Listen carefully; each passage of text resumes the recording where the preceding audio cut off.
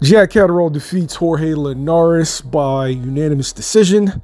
Got a couple of takeaways from this fight. First off, Jack Catterall, right?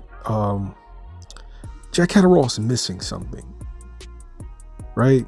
So defensively, he's very sound, really, really awkward, and he fights with a very wide stance. So it's really hard to land that straight right. And he kind of like takes that away from you. He takes the straight right away because you have to overextend so much. And he is slick and slippery at times. So he just spins out and now you have to reset. But by him fighting in such a wide stance and, leaning all the way back, he has to overextend for his left hand. So by the time he hits you with it, it takes all the steam away from it, and he has to lunge and overextend, and sometimes he falls in on the shots. So his defense actually takes away from his offense. Now, he basically just disarms you and takes away your main weapon against him. And so he kind of cruises through these rounds where he really doesn't land much, but you don't land anything.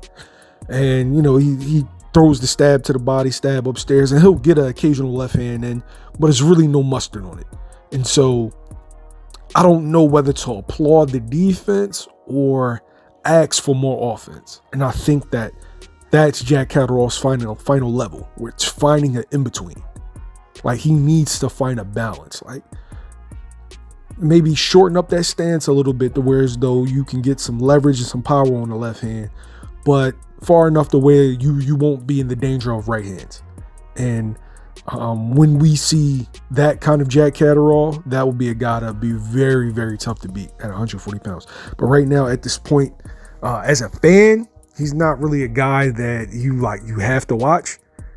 And but he's capable of making it a tough night for anybody, especially guys who are offensive come forward fighters. It's tough to find them. And so you can ask Josh Taylor that. But styles make fights. There are a bunch of good fights that could be made at 140 pounds for him. And shit, for Richardson Hitchings, that'll be a perfect next fight.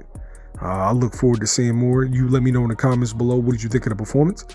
But as far as Jorge Linares goes, he didn't look bad. He didn't look like, a completely washed fighter, but you can tell the speed and explosiveness just isn't there anymore. And if he was in there with anybody that could crack a little bit more, that it could have been a dark night. But we will see if he decides to pack it in. All right, we out.